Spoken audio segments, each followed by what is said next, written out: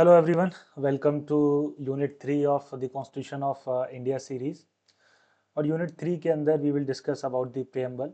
Preamble होता क्या है, कैसे उसको डिस्क्राइब कर सकते हैं, किस तरह का डिस्क्रिप्शन हमें प्रेम्बल का देखने को मिलता है, क्या सिग्निफिकेंस है उसका, क्या यूटिलिटी है, ये सारी चीज़ें हम लोग इस लेक्चर के अंदर डिस्कस करने वाले हैं।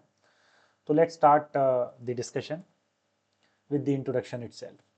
तो प्रेम्बल की अगर बात करेंगे तो प्रेम्बल को हम लोग डिस्क्राइब कर सकते हैं कि preamble is the preface of the constitution या इंट्रोडक्शन ऑफ द कॉन्स्टिट्यूशन। जैसे जब आप कोई बुक खरीद के लेके आते हैं तो जो पहला पेज होता है वो प्रीफेस का होता है, इंट्रोडक्शन का होता है, जो आपको बताता है कि वो बुक के अंदर किस तरह की इंफॉर्मेशन दी गई है, किस तरह के लोगों के लिए वो बुक लिखी गई है, उस बुक का ऑब्जेक्टिव क्या है, उसका गोल क्या है, कौन सा एग्ज़ाम को लेके वो किताब लिखी गई है, ये सारी चीज़ें। उसी तरह से जो प्रियम्बल है ये हमें हमारे पूरे कॉन्स्टिट्यूशन के बारे में बताता है, कॉन्स्टिट्यूशन के ऑब्जेक्टिव क्या हैं, उसके गोल्स क्या हैं, उसका विजन क्या है, कॉन्स्टिट्यूशन मेकर्स हमारे कंट्री को कैसा बनाना चाहते थे, हमारे नेशन को कैसा बनाना चाहते थे, ये सारी चीज़ें जो है वो हमारे जो प्रियम्बल है उसके अंदर हमें देखने को मिलती हैं। तो हम लोग बता सकते हैं कि कॉन्स्टिट्यूशन की पूरी philosophy is enshrined in the preamble of the constitution. तो प्रियम्बल बेसिकली फिलॉसफी के साथ डील करता है ऑफ द कॉन्स्टिट्यूशन। तो अगर फिलॉसफी को हमें जानना हो तो हमें प्रियम्बल पढ़ना पड़ेगा कॉन्स्टिट्यूशन का। अगर हम उसके ओरिजिन की बात करेंगे, so the preamble is inspired by the American constitution. American constitution is the first to begin with the preamble. तो जो पहली डेमोक्रेटिक कंट्री है वो यूनाइटेड स्टेट्स ऑफ अमेरिका है, जिसके कॉन्स्टिट्यूशन के अंदर हमें प्रियम्बल का यूज़ देखने को मिलता है। प्रियम्बल का सबसे पहला इस्तेमाल उसी कॉन्स्टिट्यूशन के अंदर किया गया है। वहीं अगर हम लोग प्रियम्बल के डिस्क्रिप्शन की बात करेंगे तो इसका मतलब होता है इंट्रोडक्शन और प्रीफेस टू दी कॉन्स्टिट्यूशन, यानी कि ये फिलोसॉफिकल विजन या गोल्स ऑब्जेक्टिव्स के बारे में हमें बताता है अबाउट द कॉन्स्टिट्यूशन। नेक्स्ट अगर हम लोग बताएंगे तो हम आसान भाषा में ऐसे भी डिस्क्राइब कर सकते हैं प्रियम्बल को, that it is the summary of the constitution और फिलोसफी ऑफ द कॉन्स्टिट्यूशन। कि ये समरी है कॉन्स्टिट्यूशन की। अगर कॉन्स्टिट्यूशन को समराइज़ किया जाए तो प्रियम्बल का टेक्स्ट हमें देखने को मिलता है, इसीलिए प्रियम्बल को कॉन्स्टिट्यूशन बनाने के बाद तैयार किया गया था ताकि वो सिंक कर पाए ओवरऑल कॉन्स्टिट्यूशन के साथ। नेक्स्ट हम लोग ऐसे भी डिस्क्राइब कर सकते हैं, it reflects the philosophy, objectives and vision of the constitution. तो जो हमारा कॉन्स्टिट्यूशन का विजन है, फिलोसफी है, ऑब्जेक्टिव्स हैं, ये सारी इन्फॉर्मेशन हमें प्रियम्बल से देखने को मिलती है। जैसे एक बुक का एक इंट्रोडक्शन से आपको पता चलता है कि ये बुक किस एग्ज़ाम के लिए लिखी गई है, कौन से एग्ज़ाम के लिए आपको तैयार करना चाहती है, उसी तरह से ये जो प्रियम्बल है ये हमें कॉन्स्टिट्यूशन ऑफ इंडिया के बारे में बताता है, उसके ऑब्जेक्टिव्स के बारे में बताता है, उसके विजन के बारे में बताता है। तो एक तरह से विजन डॉक्यूमेंट है ये हमारे कॉन्स्टिट्यूशन का। नेक्स्ट अगर हम लोग एमिनेंट पर्सनैलिटीज़ की बात करेंगे कि उन्होंने प्रियम्बल को कैसे डिस्क्राइब किया है, so first we have N.A. Palkhivala. N.A. Palkhivala was a jurist of India, और इन्होंने ऐसा कहा है that it is the identity card of the country, identity card of the constitution. तो ये कॉन्स्टिट्यूशन का आइडेंटिटी कार्ड है। तो वही चीज़ हमें देखने को मिलती है कि ये विजन डॉक्यूमेंट है कॉन्स्टिट्यूशन का, उन्होंने इसको आइडेंटिटी कार्ड बोला है। इसी तरह हम लोग कॉन्स्टिट्यूंट असेंबली के मेंबर्स की बात करेंगे तो के एम मुंशी ने इसको हॉरोस्कोप ऑफ द कॉन्स्टिट्यूशन बोला है, that it is the horoscope of the constitution. हमारा कॉन्स्टिट्यूशन कैसा रहने वाला है, उसकी फिलोसॉफिकल जो डिटेलिंग है वो प्रियम्बल के अंदर हमें देखने को मिलती है।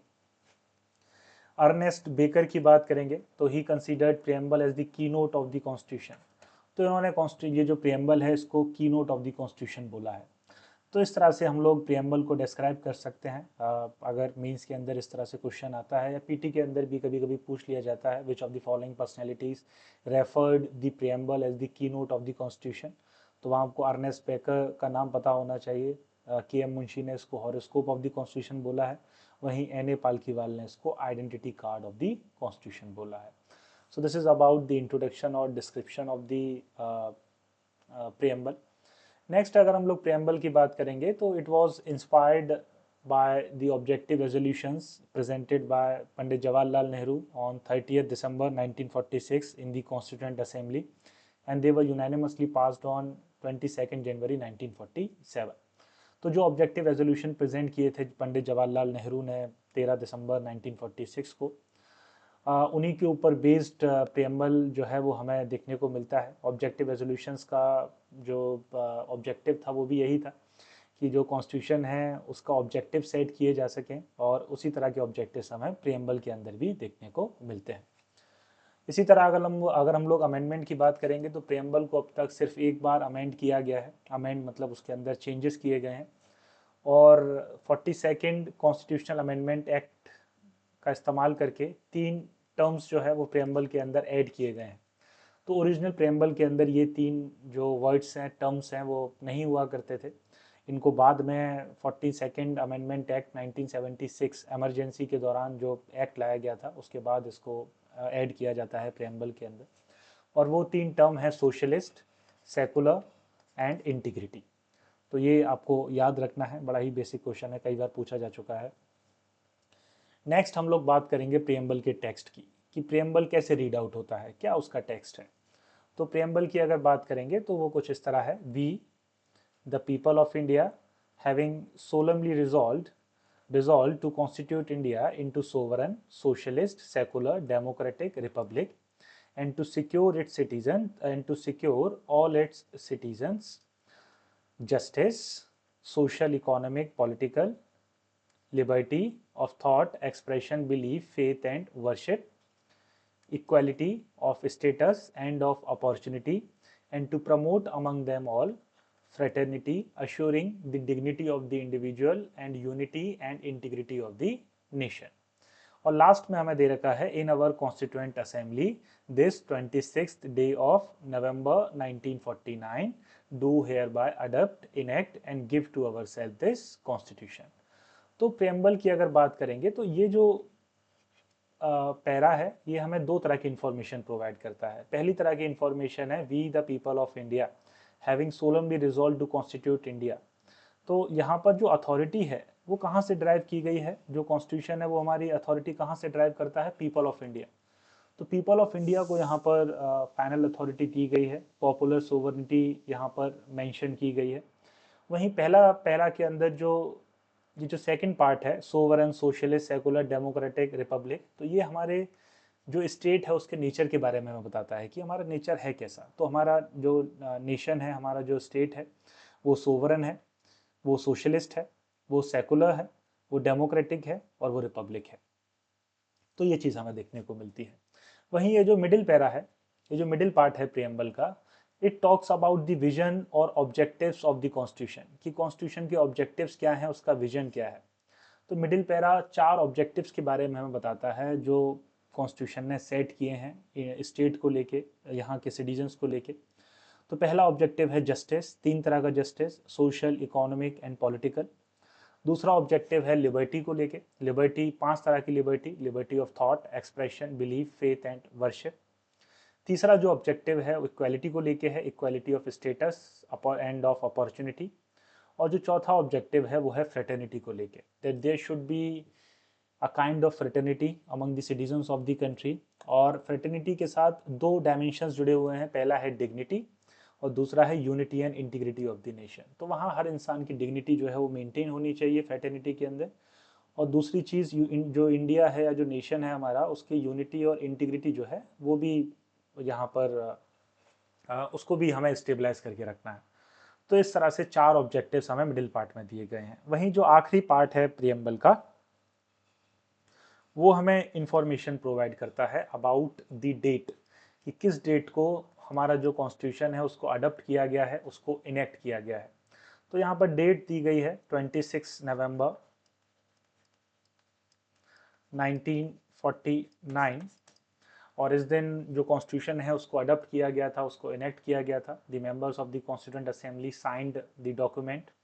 So this is how we witness the adoption or enactment of the Constitution of India. तो preamble को अगर हमें बताना हो तो preamble basically 3 पार्ट्स में डिवाइडेड है। 3 पार्ट्स में इसका डिवीजन हमें देखने को मिलता है। जो पहला पार्ट है वो 2 चीज़ें हमें बताता है। पहला है अथॉरिटी को लेके, कि अथॉरिटी कहाँ से ड्राइव की है हमारे कॉन्स्टिट्यूशन ने। वहीं पहला पार्ट एक और चीज़ के बारे में हमें बताता है, वो है नेचर ऑफ स्टेट, कि हमारा जो स्टेट है उसका नेचर कैसा है। तो उसने कुछ एडजेक्टिव्स डराइव किए हैं नेचर को, स्टेट के नेचर को लेके, जैसे sovereign, socialist, secular, democratic, Republic. ये सारे एडजेक्टिव्स हम लोग अभी डिस्कस करेंगे। जो मिडिल पार्ट है प्रियम्बल का, वो बेसिकली हमें ऑब्जेक्टिव्स के बारे में बताता है कि हमारा जो प्रियम्बल है उसके ऑब्जेक्टिव्स क्या हैं। तो मिडिल पार्ट हमें प्रियम्बल के 4 ऑब्जेक्टिव्स के बारे में बताता है, जिनको एक्सप्लिसिटली प्रियम्बल के अंदर मेंशन किया है कि स्टेट के ये 4 ऑब्जेक्टिव्स हैं। उसी तरह से जो लास्ट पार्ट है प्रियम्बल का, वो हमें डीट के बारे में बताता है कि ये जो हमारा कॉन्स्टिट्यूशन है इसको इनेक्ट कब किया गया है, इसका अडप्शन कब हमें देखने को मिलता है, ये सारी चीज़ें। तो प्रेम्बल 3 पार्ट्स में डिवाइडेड है और 4 तरह की इंफॉर्मेशन आपको प्रोवाइड करता है, ये आपको याद रखना है। इसके अलावा टैक्स जो है इसको भी आप थोड़ा सा पढ़ लेंगे। आप वैसे भी अगर कुछ लोग तैयारी नहीं भी कर रहे हैं तो उस केस में भी it is the preamble of the constitution और ये आपको याद होना ही चाहिए। तो being the citizen of the country, तो this is all about the text of the preamble. तो इस तरह से हम टेक्स्ट को डिस्क्राइब कर सकते हैं, जिसका बाइफर्केशन, जिसका डिस्क्रिप्शन हमें 3 पार्ट्स में देखने को मिलता है। वहीं अगर हम लोग कंटेंट की बात करेंगे कि भाई प्रेम्बल का कंटेंट किस तरह का है, तो जैसा कि हमने बताया कि प्रेम्बल को 3 पार्ट्स में डिवाइड किया जा सकता है। जो पहला पार्ट है वो 2 तरह की इंफॉर्मेशन हमें प्रोवाइड करता है। फर्स्ट है source of authority. So people of India are the source of the authority in the constitution. Indian constitution is based on popular sovereignty. तो जो सबसे अल्टीमेट अथॉरिटी है इंडिया के अंदर वो यहाँ के लोग हैं और वहीं से सारी पावर ड्राइव हुई है। यहाँ का कोई जुडिशरी, कोई गवर्नमेंट, वो अल्टीमेट अथॉरिटी नहीं है। अल्टीमेट अथॉरिटी यहाँ के लोग हैं और इसी अल्टीमेट अथॉरिटी जो लोगों के अंदर होती है उसी को बोलते हैं पॉपुलर सोवर्निटी। जो फर्स्ट पार्ट के अंदर जो दूसरा तरह की इंफॉर्मेशन हमें देखने को मिलती है, it is about the nature of the state, कि हमारा जो कंट्री है, हमारा जो स्टेट है, उसका नेचर कैसा है। Sovereign, socialist, secular, democratic, Republic nature है उसका। नेक्स्ट है जो मिडिल पार्ट है वो हमें ऑब्जेक्टिव्स के बारे में बताता है कि हमारा जो कॉन्स्टिट्यूशन है वो स्टेट को लेके क्या ऑब्जेक्टिव्स एंश्राइन करता है, क्या ऑब्जेक्टिव्स का विजन है उसका। तो पहला ऑब्जेक्टिव है जस्टिस, दूसरा है लिबर्टी, तीसरा है इक्वालिटी, चौथा है fraternity. So these 4 objectives are mentioned in the preamble of the constitution। और उसी तरह से जो लास्ट पार्ट है प्रियम्बल का वो हमें डेट ऑफ अडॉप्शन के बारे में बताता है, डेट ऑफ इनेक्टमेंट के बारे में बताता है कि ये जो कॉन्स्टिट्यूशन है it was enacted on 26 November 1949। So this is all about the content of the preamble. This is how we can describe the content of this important document। Next अगर वो टर्म्स की बात करेंगे जो प्रेम्बल के अंदर mentioned है, अगर उनको थोड़ा सा हम इलस्ट्रेट करेंगे, थोड़ा सा एम्पलीफाई करने की कोशिश करेंगे। So when it comes to the sovereign which is the nature of the state, तो सोवरन का मतलब होता है that the state is the final authority in itself. There is no power over और अबव द स्टेट जो उसको dictate कर पाए किसी भी चीज़ को लेके। तो India is neither a dependency nor a dominion of any state. तो सोवरन का मतलब ये है, एक बार एक टीवी डिबेट चल रहा था जहाँ एक महिला का कहना था कि इंडिया को जो इंडिपेंडेंस मिला है वो लीज पर मिला है, 99 ईयर्स का लीज। तो और जब उससे पूछा गया कि ये आपने कहाँ पढ़ा है, किसी व्हाट्सएप यूनिवर्सिटी में पढ़ा है या कैसे पता आपको, तो उन्होंने कहा कि कहीं भी मेंशन नहीं है कि पूरी तरह से इंडिपेंडेंट हो गया है इंडिया। तो मेंशन करने की ज़रूरत ही नहीं, हमारे प्रेम्बल में मेंशन है that India is a sovereign state. India से ऊपर कोई अथॉरिटी नहीं है, इंडिया अपने आप में खुद मुख्तार है। तो पूरी तरह से मेंशनड है, हमारी प्रियम्बल के अंदर मेंशनड है ना। हमारा जो बेसिक लॉ है लैंड का, कॉन्स्टिट्यूशन, उसका जो इंट्रोडक्शन है, उसका जो प्रीफेस है, उसी के अंदर मेंशनड है, कहीं और मेंशन करने की हमको ज़रूरत नहीं है। सो हमारा कंट्री जो है पूरी तरह से सोवरन है, उससे ऊपर कोई पावर नहीं है, वो जैसे चाहे अपने एक्सटर्नल और इंटरनल फैसले ले सकता है। इंटरडिपेंडेंस की बात अलग होती है, लेकिन पूरी तरह से इंडिपेंडेंस है यहाँ पर। नेक्स्ट है it is free to take any policy and stand in domestic and international affairs. तो वही चीज़ जैसा कि अभी हमने बोला कि चाहे वो डोमेस्टिक अफेयर्स हों या इंटरनेशनल अफेयर्स हों, द कंट्री और the state is pretty much free to take any of the decision regarding the internal or external matters। तो ये चीज़ हमें यहाँ पर देखने को मिलती है। When the country wants to join any of the international organization, the country is free in this dimension as well। तो अगर कंट्री चाहे तो वो किसी भी इंटरनेशनल ऑर्गेनाइजेशन को ज्वाइन कर सकता है, चाहे वो यूनाइटेड नेशन ऑर्गेनाइजेशन हो गया, चाहे वो कॉमनवेल्थ हो गया, कुछ भी हो गया, और जब चाहे उसको छोड़ सकता है ना। और किसी ऑर्गेनाइजेशन को ज्वाइन करने का मतलब ये नहीं है कि उसने अपनी सोवर्निटी जो है सरेंडर कर दी। जैसे हम लोग समाज का हिस्सा हैं, तो इसका मतलब ये नहीं है कि हम लोग इंडिपेंडेंट नहीं, है ना। समाज में रहते हुए हमें बाकी लोगों के साथ एक तालमेल बना के चलना पड़ता है, इसको इंटरडिपेंडेंस बोलते हैं। तो ह्यूमन एग्जिस्टेंस के 3 लेवल्स होते हैं। सबसे पहला जो लेवल होता है वो होता है डिपेंडेंसी का, जहाँ पर एक इंसान पूरी तरह से डिपेंडेंट होता है। चाहे वो फाइनेंशियली डिपेंडेंसी हो गई या फिजिकल डिपेंडेंसी हो गई या इमोशनल डिपेंडेंसी हो गई। उसके बाद जो दूसरा लेवल हमें देखने को मिलता है वो है इंडिपेंडेंस का, जहाँ पर एक इंसान पूरी तरह से इंडिपेंडेंट होता है, फाइनेंशियली इंडिपेंडेंट, इमोशनली इंडिपेंडेंट। वहीं जो नेक्स्ट जो हायर लेवल ऑफ एग्जिस्टेंस होता है उसको बोलते हैं इंटरडिपेंडेंस, जहाँ दो या दो से ज़्यादा अलग अलग काबिलियत वाले लोग एक साथ आते हैं और अपने स्किल्स, अपने जो क्वालिटीज़ हैं उनको एग्रीगेट करते हैं वहाँ पर और कुछ बड़ा करने की कोशिश करते हैं, तो इसको बोलते हैं इंटरडिपेंडेंस। तो इंटरडिपेंडेंस का मतलब ये नहीं है कि आप अपनी इंडिपेंडेंस जो है उसको लूज़ कर रहे हैं, है ना। तो ये चीज़ हमें यहाँ पर देखने को मिलती है। तो हमारा कंट्री पूरी तरह से इंडिपेंडेंट है और किसी ऑर्गेनाइजेशन का पार्ट होने का मतलब ये नहीं है कि उसने इंडिपेंडेंट लूज़ कर दिया। इंडिपेंडेंस रहती है इंटरडिपेंडेंस में रहते हुए भी। नेक्स्ट अगर हम लोग बात करेंगे तो it can also acquire foreign territory and can also seed territory. तो अगर इंडिया चाहे तो वो फॉरेन टेरिटरी को अक्वायर भी कर सकता है, जैसे सिक्किम का केस हो गया, जैसे आपका गोवा का केस हो गया। गोवा को बाद में अक्वायर किया गया है, सिक्किम को बाद में अक्वायर किया गया है। नेक्स्ट इसी तरह से अगर इंडिया चाहे तो कोई टेरिटरी सीड भी कर सकता है। अगर किसी बाउंड्री डिस्प्यूट की वजह से इंडिया को कोई टेरिटरी सीड करनी पड़े तो वो भी पूरी तरह से पॉसिबल है। कॉन्स्टिट्यूशन के अंदर इंडिया इस चीज़ को लेके पूरी तरह से सोवरन है, उसी किसी की परमिशन लेने की ज़रूरत नहीं है इस चीज़ के लिए। नेक्स्ट है article 368 authorises the parliament to amend the constitution. Article 368 पूरी तरह से रिस्पॉन्सिबिलिटी देता है, अथॉरिटी देता है to the parliament to amend the constitution. अगर पार्लियामेंट चाहे तो कॉन्स्टिट्यूशन को अमेंड कर सकता है, हाँ कुछ दायरों में रह के, कुछ जो दायरे जुडिशरी ने सेट किए हैं जिनको बेसिक स्ट्रक्चर बोला जाता है कॉन्स्टिट्यूशन का। लेकिन यहाँ पर कोई बाहरी शक्ति डिक्टेट नहीं कर सकती है इंडियन स्टेट को किसी भी चीज़ को लेके, चाहे वो इंटरनल मैटर्स हो गए या एक्सटर्नल मैटर्स हो गए। और इसी तरह का जो प्रिंसिपल होता है इसी को बोलते हैं सोवर्निटी। तो सोवर्निटी यहाँ पर क्लियर हो गया होगा आप लोगों को, आई होप। नेक्स्ट है हमारे पास सोशलिस्ट। तो सोशलिस्ट भी एक एडजेक्टिव है और ये जो टर्म है ये ओरिजिनली प्रियम्बल का पार्ट नहीं था। It was added in 1976 through 42nd amendment act. तो जो 42nd अमेंडमेंट एक्ट है हमारा,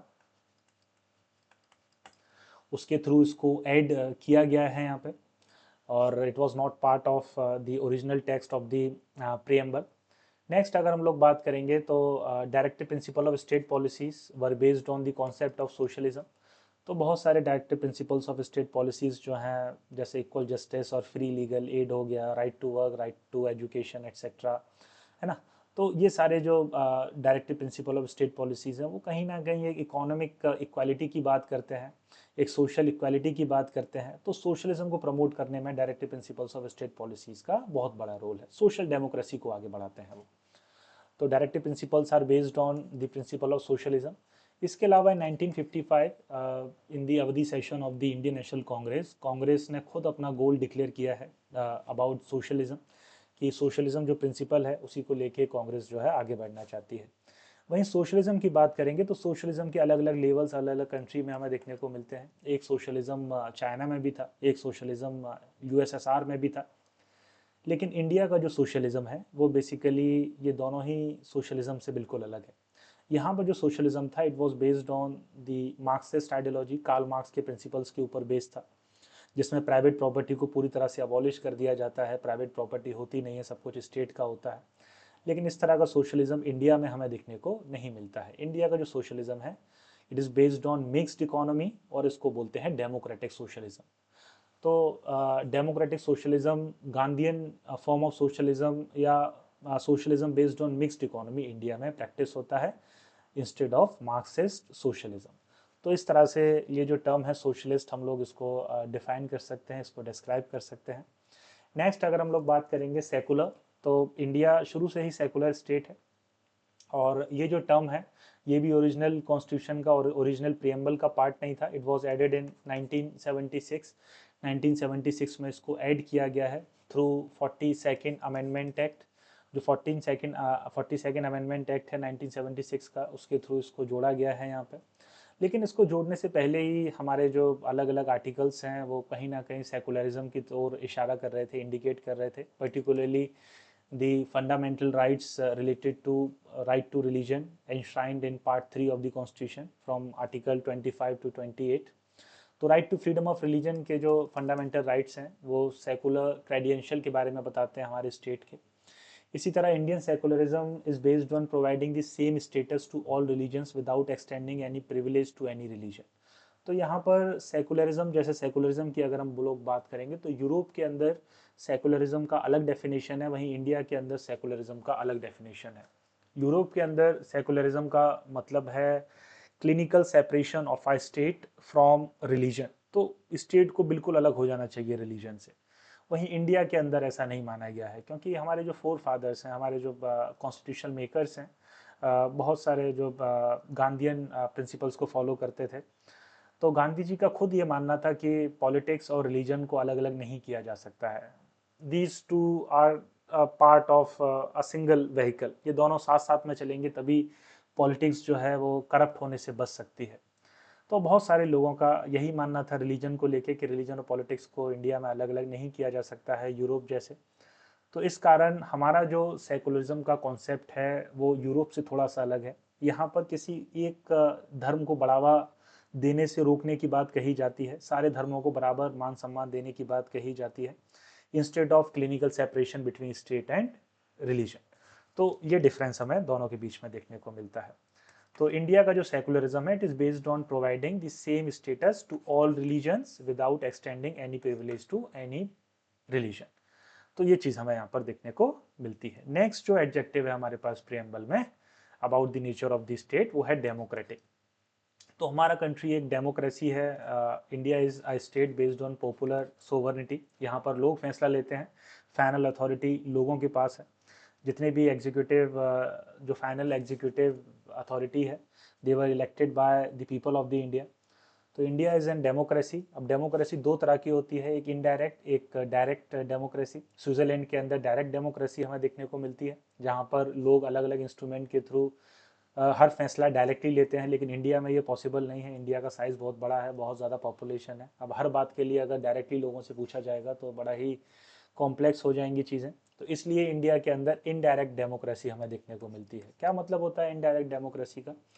कि इंडिया के लोग जो हैं अपने रिप्रेजेंटेटिव्स भेजते हैं पार्लियामेंट के अंदर, लेजिस्लेटिव असेंबलीज के अंदर, और ये जो रिप्रेजेंटेटिव्स हैं वो अपनी कॉन्स्टिट्यूंसी को, अपने लोगों को वहाँ रिप्रेजेंट करते हैं, उनकी बात पार्लियामेंट या लेजिस्लेटिव असेंबली के अंदर रखते हैं।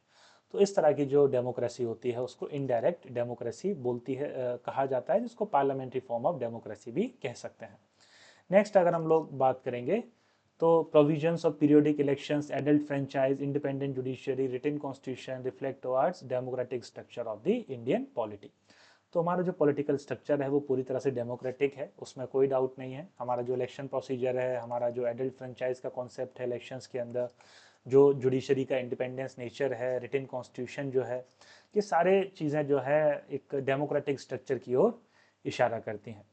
ठीक है, तो Indian democracy also embodies economic and social democracy. तो इंडिया के अंदर से पॉलिटिकल डेमोक्रेसी नहीं है, बल्कि इकोनॉमिक और सोशल डेमोक्रेसी भी है, along with the political democracy enshrined in the concept of liberty, equality and fraternity.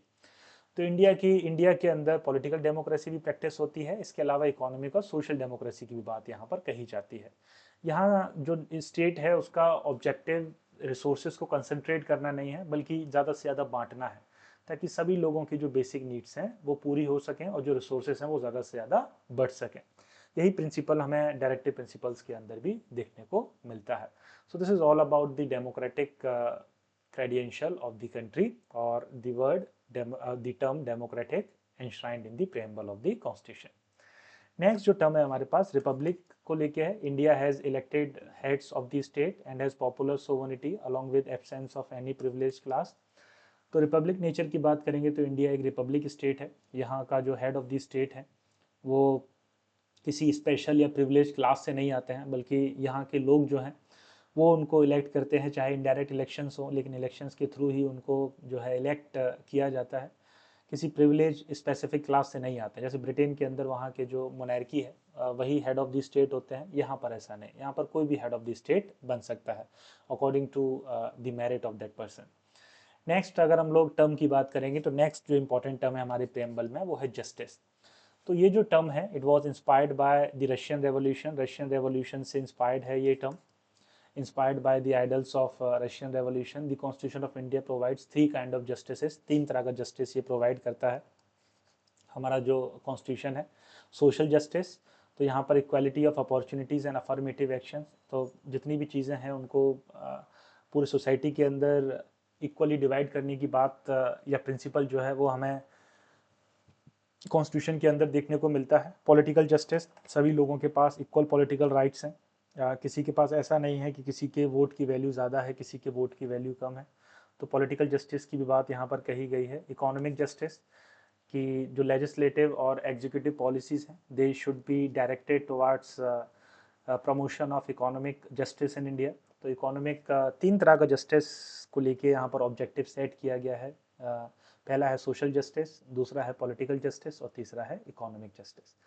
तो ये चीज़ हमें देखने को मिलती है, यानी कि सामाजिक भेदभाव नहीं होना चाहिए, वो ख़त्म होना चाहिए। जेंडर बेसिस के ऊपर जो डिफरेंसेस होते हैं, डिफरेंसेस ठीक है, हायरार्की सेट नहीं होनी चाहिए कि ऊंचा है ये बड़ा है। कास्ट बेसिस पर जो हायरार्की सेट की गई है वो उसको डाइल्यूट करना है, उसी तरह से रीजनल बेसिस पर जो हायरार्की सेट हुई है उसको डाइल्यूट करना है, ये सारी चीज़ें। पॉलिटिकल की बात करेंगे तो इक्वल पॉलिटिकल राइट्स यहाँ पर सबको दिए गए हैं, तो पॉलिटिकल जस्टिस इंश्योर करता है। इकोनॉमिक जस्टिस, तो यहाँ पर रिसोर्सेज की कंसंट्रेशन की बात नहीं की जाती है, स्टेट अफर्मेटिव एक्शंस के थ्रू बेसिक नीड्स जो है लोगों की उनको पूरी करने की कोशिश करता है, तो ये इकोनॉमिक जस्टिस को इंश्योर करते हैं। नेक्स्ट अगर लिबर्टी की बात करेंगे तो लिबर्टी का मतलब क्या होता है, तो इसका मतलब है it means absence of restraint and providing opportunity for the development of individual personalities. तो ये जो लिबर्टी है इसका मतलब है कि जितने भी बंदिशें हैं, जितने भी लिमिटेशंस हैं, रिस्ट्रेंट्स हैं, वो हट जाएं, ताकि एक इंसान को पूरी तरह से अपॉर्चुनिटी मिल सकें अपने आप को डेवलप करने के लिए, अपने आप को ग्रो करने के लिए। इसी फिनोमेना को लिबर्टी कहा जाता है।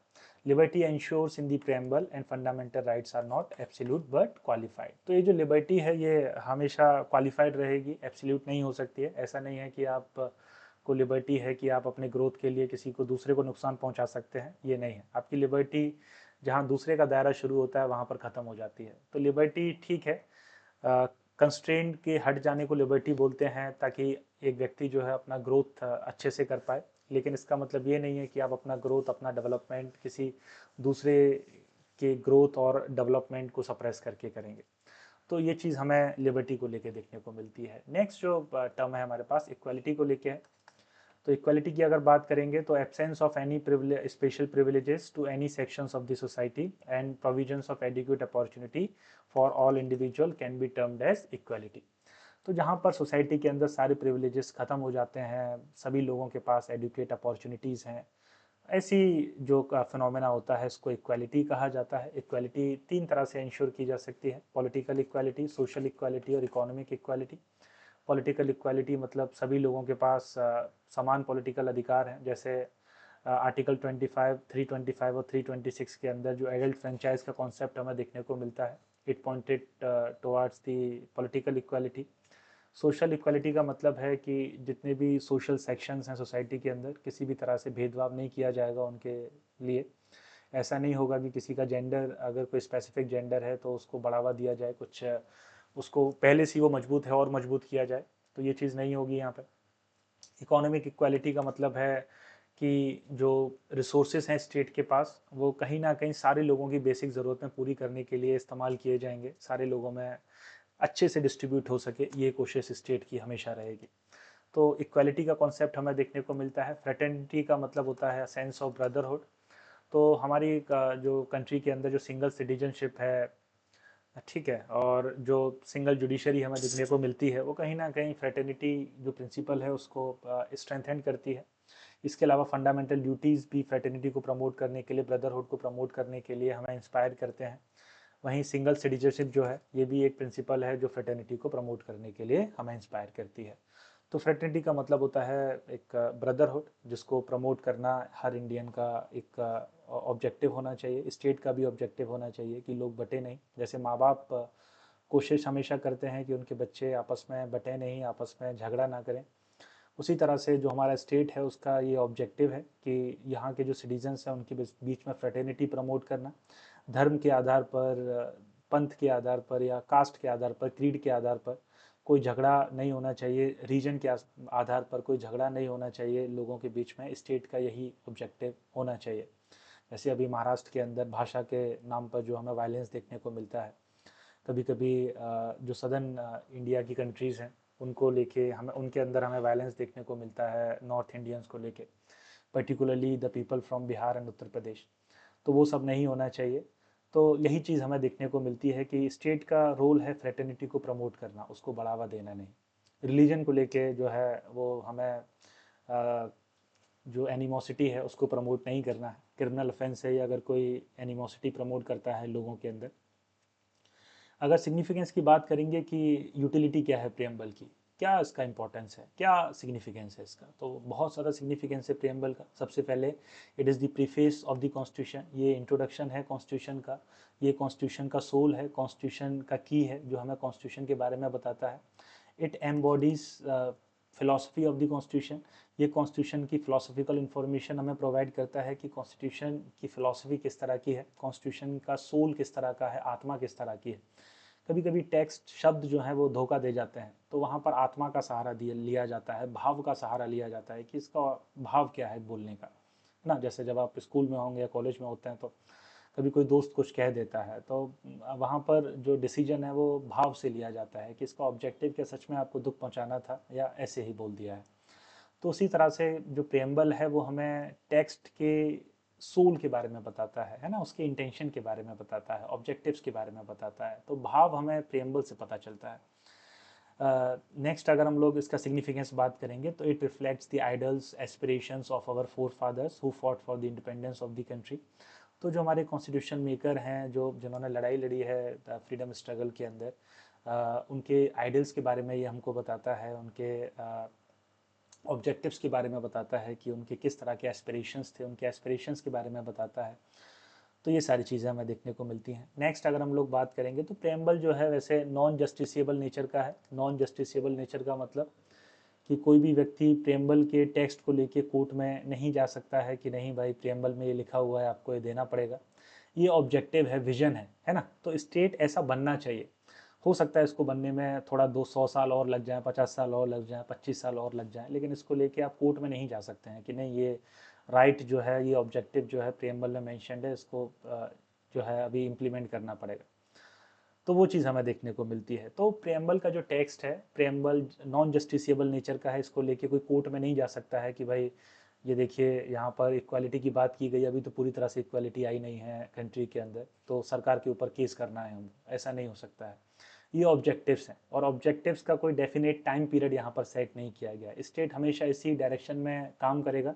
अब देखते हैं कितने समय में ये जो ऑब्जेक्टिव्स हैं वो फुलफिल हो जाते हैं।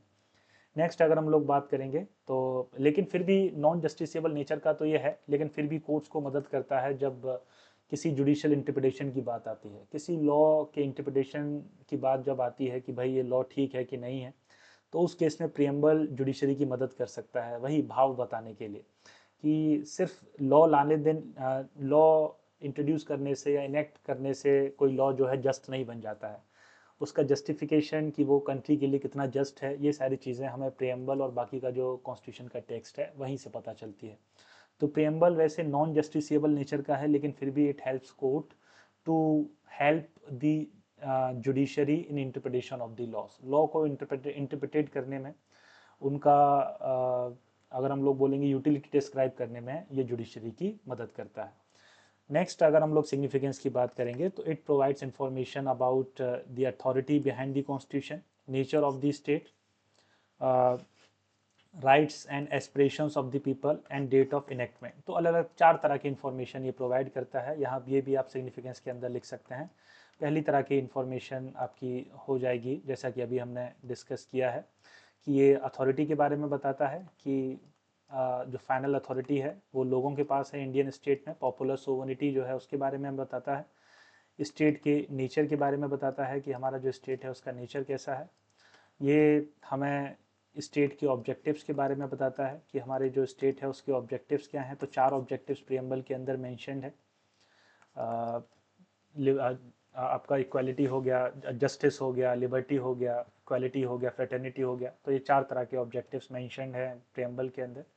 वहीं ये हमें डेट के बारे में बताता है कि किस डेट को कॉन्स्टिट्यूशन को अडॉप्ट किया गया है, उसको इनेक्ट किया गया है। तो इस तरह से आप सिग्निफिकेंस यहाँ पर बता सकते हैं। इसके अलावा ये भी बता सकते हैं that preamble is the key note of the constitution, preamble is the horoscope of the constitution. तो वो जो डिस्क्रिप्शन पार्ट है उसको भी यहाँ पर आप मेंशन कर सकते हैं।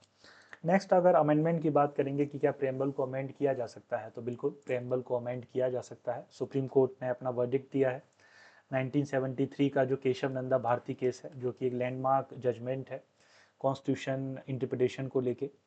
तो केशव नंदा भारती केस में सुप्रीम कोर्ट ने बोला है कि पार्लियामेंट चाहे तो आर्टिकल 368 का इस्तेमाल करके प्रेम्बल को अमेंड कर सकता है, because preamble is the part of the constitution. लेकिन ये जो अमेंडमेंट है it should be with in the confinement of basic structure of the constitution. ऐसा नहीं हो कि पूरा बेसिक स्ट्रक्चर ही बदल जाए, ऐसा ना हो कि पूरा प्रेम्बल का नेचर ही बदल जाए, कॉन्स्टिट्यूशन का नेचर ही बदल जाए। तो बेसिक स्ट्रक्चर को डिस्टॉर्ट करे बिना अगर पार्लियामेंट कोई अमेंडमेंट लेके आता है प्रेम्बल के अंदर तो वो कर सकता है, उसको लेके कोई इशू नहीं है।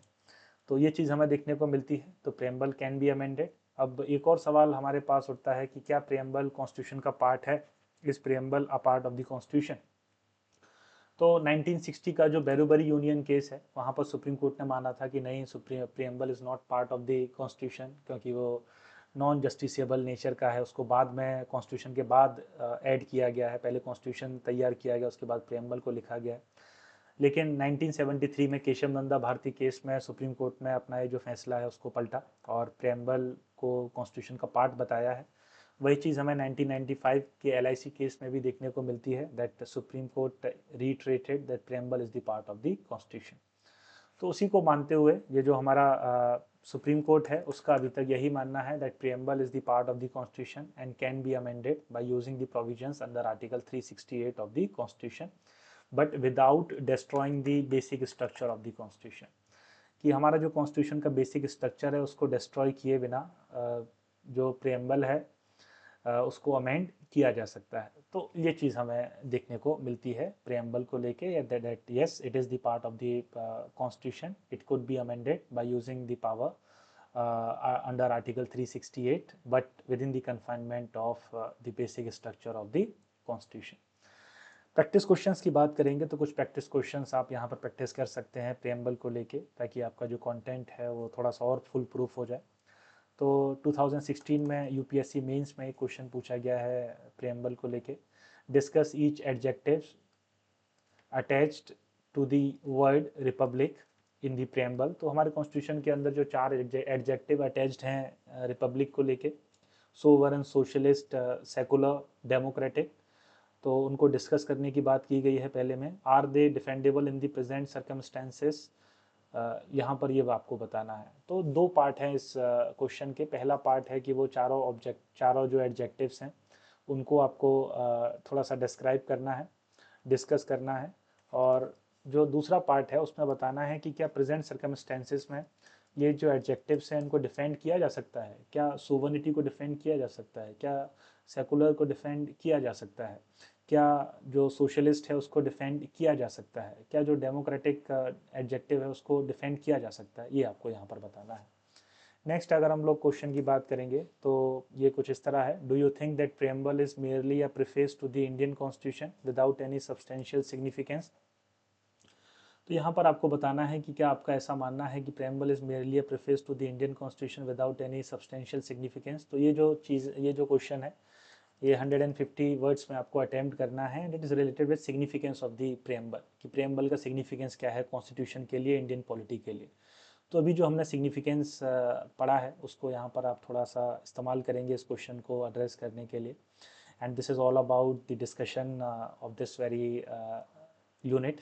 ये यूनिट जो है यहाँ पर ख़त्म होती है आपकी। आई होप आपको इससे बहुत फ़ायदा मिला होगा। So this is all for today. Thank you all of you. Have a nice day.